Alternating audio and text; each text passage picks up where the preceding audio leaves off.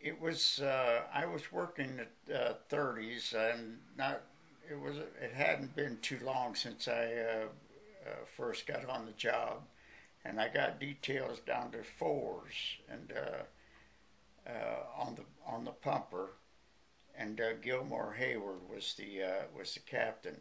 It just so happened that the rig that our regular rig was in the shop for some reason, and they gave us an Aaron's Fox, with one with the big ball in the front end, and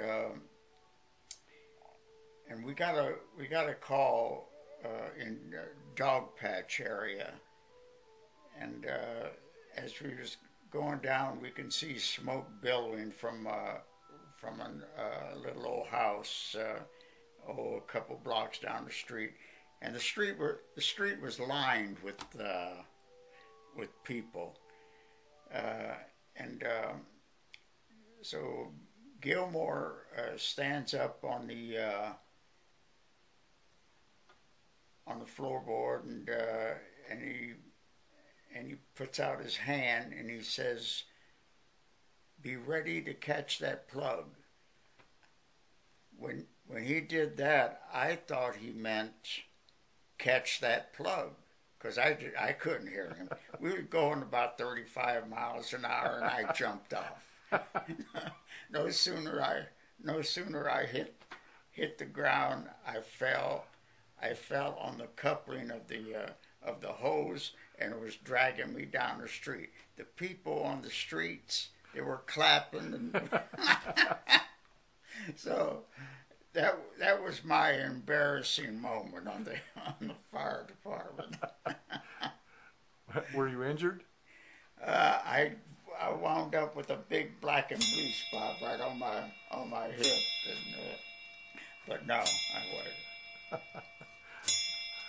About when was that, Nick? It's when I guess maybe a few months after I first got on the job. So in '61? Yeah. Okay, that's great. I was one of my fondest memories is that I like to cook, and always did, even before I got on the fire department. And when I got sent to 30s, Frenchie Brisbane, our captain, was doing the cooking, and I think he asked me if I liked to cook, and I said, yeah, I did. And so he says, well, he says, you're the cook today. So so I went to the store, and then I became the cook for our shift, and began to get a reputation of putting out some pretty good meals at a cheap price, and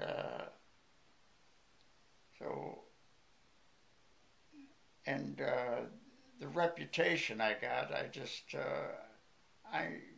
just enjoyed it, and of course I had an ulterior motive. I never did like to do the dishes, and the person that cooked didn't have to do the dishes, so that was my.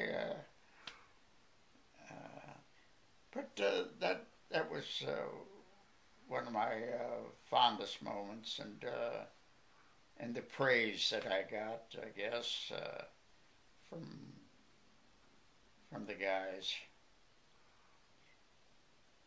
And there's one incident that I thought was funny. When at Old 30s, I used to go to the store and pick up bargains so I can come up with a rather cheap meal for the day. And